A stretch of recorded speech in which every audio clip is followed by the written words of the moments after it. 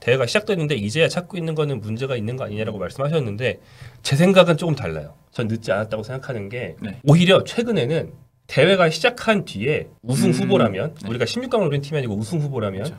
조별리그를 마치 평가전처럼 생각하면서 조별리그 3경기 동안 실험을 하고 조별리그가 3차전쯤에 답을 찾은 다음에 그걸로 토너먼트를 치르는 팀들이 잘합니다. 그 대표적으로 카타르 월드컵 때 아르헨티나가 조별리그 때 좀 고전하다가 그렇죠. 3차전부터 잘했던 걸로 기억을 하는데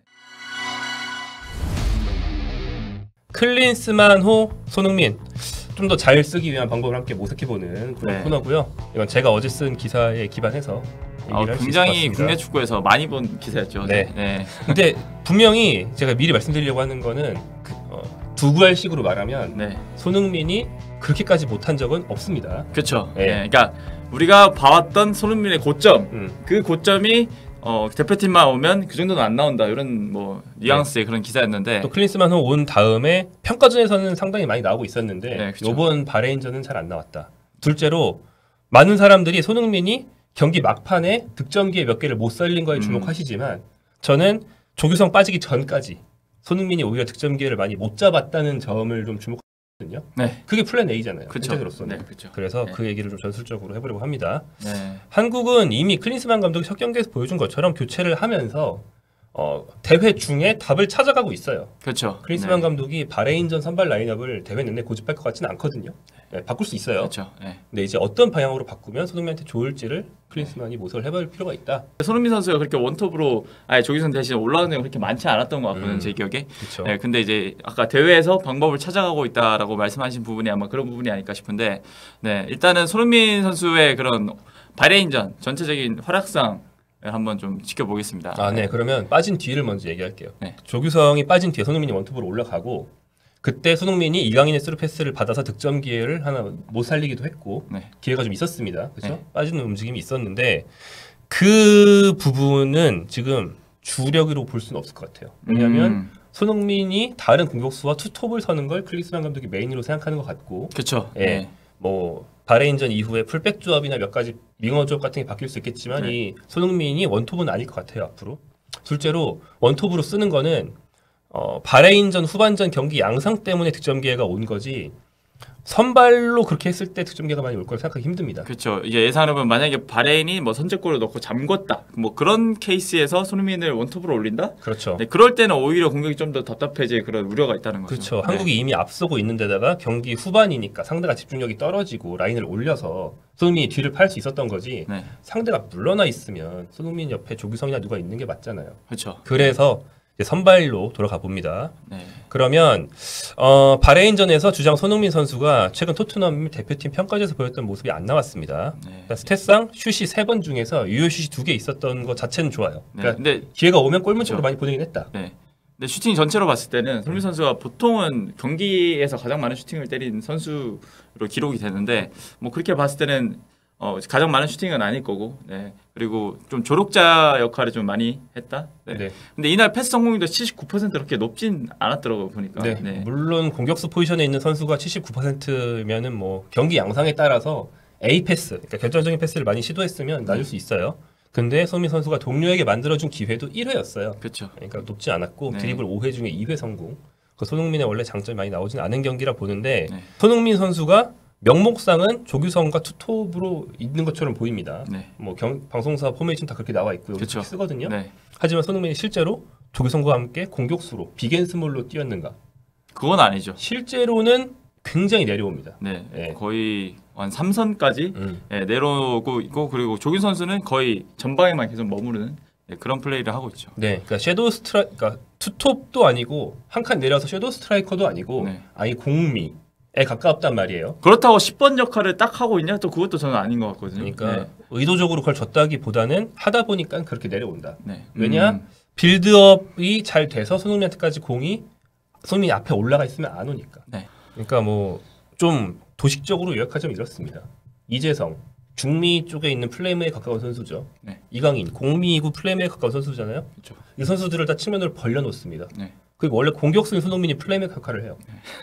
안 맞잖아요. 안 맞죠. 장점과. 그러니까 똑같이 포지는 선발 스타팅에서는 이강인, 이재성이 측면에 있고 손흥민이 중앙에 있을 수 있지만 결국 역할상으로는 그 측면의 선수들이 공을 풀어준 역할을 다 하고 손흥민은 좀 더 전방에서 예, 뭐 측면으로 빠지는 움직임 잘하니까 그런 거나 마무리 위주로 하면 좋은데 그렇죠.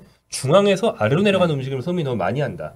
요게 이제 비효율을 야기한다는 거죠. 또 요즘 유행하는 4-4-2 방식은 좌우 측면 미드필더들이 중미처럼 안으로 좁혀 뛰면서 예, 예전부터 그랬어요. 4-4-2라는 건 원래 예전부터 그랬어요. 아니면 윙백들이 뭐 들어온다든가. 예, 요즘에 바뀐 게 이제 윙백을 대신 좁히는 거죠. 뭐 인버티드 윙백이라고 해서 뭐 그런 식으로 누가 좁혀서 보완해 주는 게 있으면 좋은데 한국이 선발 기본 방식은 보시면 이재성과 이강인 둘 다 원래는 중미, 공미 쪽임에도 불구하고 굉장히 벌려 있었습니다. 나중에 한 30분 하면서 경기가 안 풀리니까 알아서 안으로 들어와서 풀고 이런 모습들이 나온 거고 처음에 다 벌려 있었어요. 이렇게 하다 보니까 공이 안 옵니다. 손흥민 선수가 삼성까지 내려가서 말씀하신 것처럼 풀려고 하거든요. 근데 손흥민 선수가 이게 특화된 선수가 아니잖아요. 그렇죠. 그리고 뭐 토트넘이나 뭐 한국에서도 상대 압박이 좀 약할 때나 이럴 때는 여유가 있으니까 손흥민이 팀 플레이가 20대 초반과 비교하면 정말 엄청나게 발전해서 전 지금은 토탈 패키지에 가까워졌다고 봐요. 하지만 그래도 타고난 플레이메이커는 아니기 때문에 주위 선수들이 이제 받을 수 있는데 안 있어주지 않으면 패스 경로를 잘 못 찾고 조금 끌다가 뺏기고 이런 게 나온단 말이에요. 그렇죠. 특히 우리 진영에 있을 때 그런 경우에서는 더 그런 게 많이 나오는 것 같아요. 그러니까 팀 전술이 조금만 더 받쳐주면 손흥민이 거의 뭐 플레이메이커처럼 뛰는 역량이 이제 다 갖춰진 선수인데 그 조금 안 받쳐줘서 그냥 안 나온단 말이죠. 네, 그래서 바레인전에서는 손흥민 선수가 좀 비효율적인 플레이를 할 수밖에 없는 상황이 있었다. 제가 아까 히트맵을 좀 봤었거든요.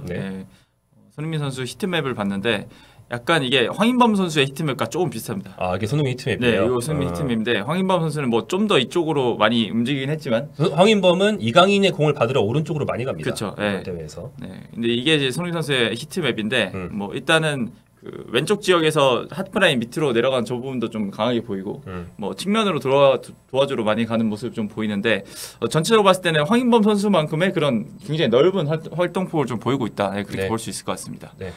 뭐 사실 저 히트맵만 보면 그 진하게 빨간색이 진할수록 자주 머무르는 거니까 그게 그 전방과 왼쪽 측면에 많이 몰려 있어서 문제가 없어 보이실 수도 있는데 다시 말하지만 상대 골대 근처나 이런 데서 공을 잡은 대목 중에 상당수는 경기 막판.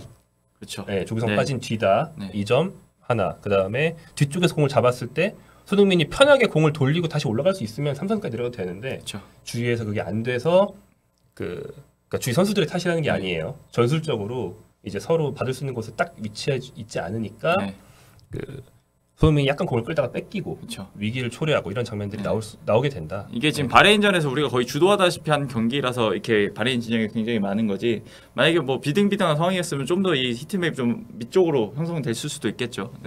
이제 선수들이 인터뷰에서 숨기지도 않고 뭐 우리가 다 알고 있는 건데 클린스만 감독은 경기장 안에서 선수들이 스스로 경기 흐름을 해석하고 알아서 경기를 플레이에 많이 맡겨놓지 다 지시 안 한단 말이에요. 뭐 우리가 알아서 바꿨다, 알아서 서로 위치 바꿨다 이런 말 스스로 하잖아요. 비밀 아니란 말입니다. 그런데 이제 말씀하신 것처럼 상대방이 바레인보다 더 세다, 바레인보다 더 거세게 나온다.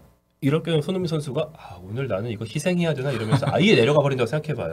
비효율입니다. 잘 안 풀릴 때 보면 손흥민 선수가 저 하프라인 밑에 내려가서 약간 기성용 선수처럼 크게 벌려주는 패스나 이런 거 한 방씩도 예전에는 많이 보여줬었거든요. 클린스만 체제에서 킥이 좋으니까 뭐 당연히 벌려주는 킥은 정확하죠.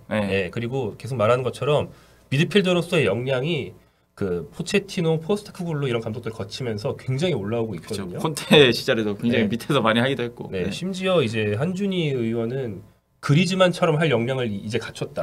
그러니까 축구 도사가 되어가고 있다는 그런 말도 나올 정도인데. 파이널 서드에서 패스 성공률도 굉장히 높은 이번 시즌이니까. 그런 점 봤을 때도 굉장히 뭐 그런 역할도 잘한다고 볼 수 있겠죠. 하지만 다시 말하는 게 그렇다고 해서 올라가는 빈도가 너무 낮거나. 아무튼 상대 페널티 박스 근처에서 원투를 할 수 있어야 되는데 그게 좀 주어지지 않는다. 어쨌든 아쉬운 점은 우리가 생각하는 손흥민의 최고의 장점은 역시 그 페널티 박스 부근 파이널 서드에서 가장 위력적인 선수다. 근데 이제 클린스만 체제에서는 그 위력만큼은 살리지 못하고 있다. 그게 가장 좀 아쉬운 부분인 거죠. 물론 본인이 대표팀만 오면 슛을 좀 망설이는 거 여러분 뭐 다 느끼셨을 텐데. 본인도 직접 얘기를 했어요.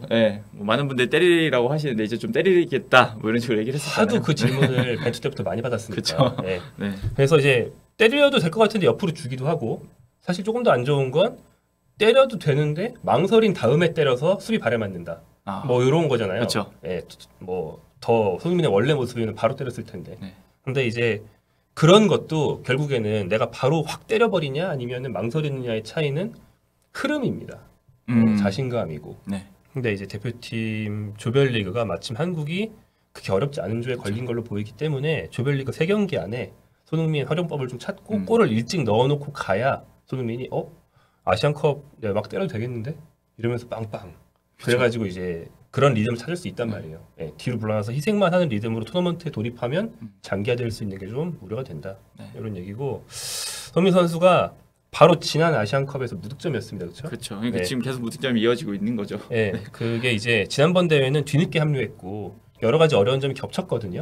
이번 대회는 그렇지 않기 때문에 그 흐름을 또 조별리그에서 빨리 깨는 게 한국의 이제 우승을 노리는 그런 입장에서 상당히 도움이 많이 될 것 같습니다. 그 벤투 시절의 손흥민 선수도 약간 좀 프리롤 역할이지 않았나요? 완전 측면에만 또 있었던 거는 아니었던 것 같거든요. 벤투 시절에 손흥민 선수의 말씀드린 이런 문제가 상당히 좀 부각이 많이 됐었죠. 손흥민 못 살린다. 그렇죠. 또 손흥민 초반에 굉장히 많았죠. 손흥민으로서도 너무 망설인다, 너무 밀어준다 그런 얘기가 많았는데 그래서 벤투 감독이 손흥민을 살리기 위해서 그 3톱 할 때 왼쪽 윙에도 놨다가 근데 최전방에 잘 안 났어요. 그렇죠. 최전방에서 거의 뛰는 거 못 본 것 같아요. 놨다가 중앙에 놨다가 결국 월드컵을 앞두고 찾은 해답이 프리롤 같은 거였습니다.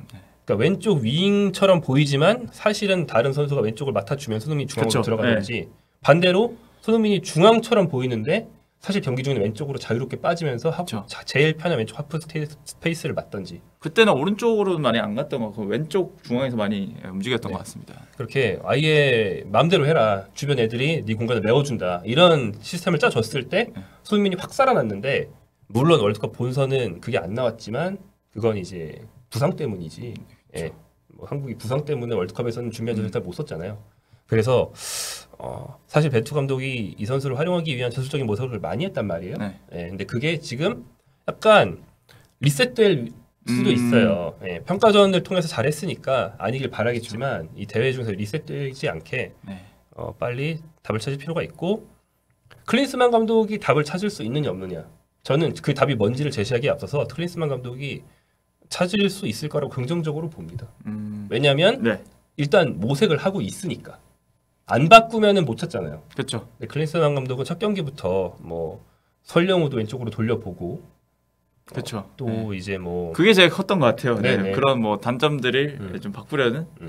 앞선 평가전에서도 선수들이 알아서 한 거라고는 하지만 이강인이 왼쪽에 있는 선수랑 사이드 체인지도 해봤고, 뭐 손흥민 원톱으로도 올려봤고, 다양한 모색을 해봤기 때문에 이미 해봤기 때문에 다음 경기에서도 뭐 선발 라인 조정하고. 다른 포지션에서 변화가 손흥민한테 연쇄적으로 이제 편하게 해줄 수도 있고 그런 답을 아마 찾아가지 않을까 생각을 합니다. 그러니까 이강인이 지금 굉장히 잘하고 있어요. 엄청 뭐 에이스죠, 에이스.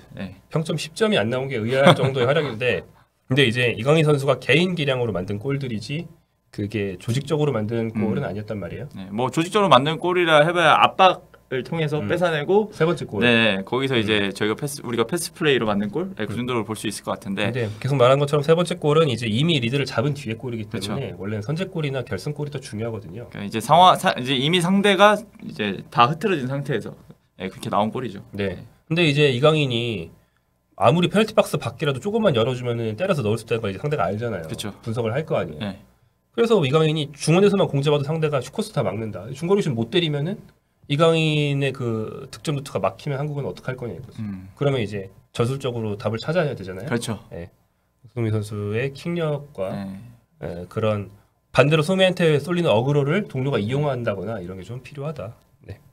저 마지막으로 곁다리로 이거 나중에 기사 쓰려고 했는데 채팅에 보면 대회가 시작하기 전에 그 모색이라는 걸 미리 했어야 되는 거 아니냐. 대회가 시작됐는데 이제야 찾고 있는 거는 문제가 있는 거 아니냐라고 말씀하셨는데 제 생각은 조금 달라요. 전 늦지 않았다고 생각하는 게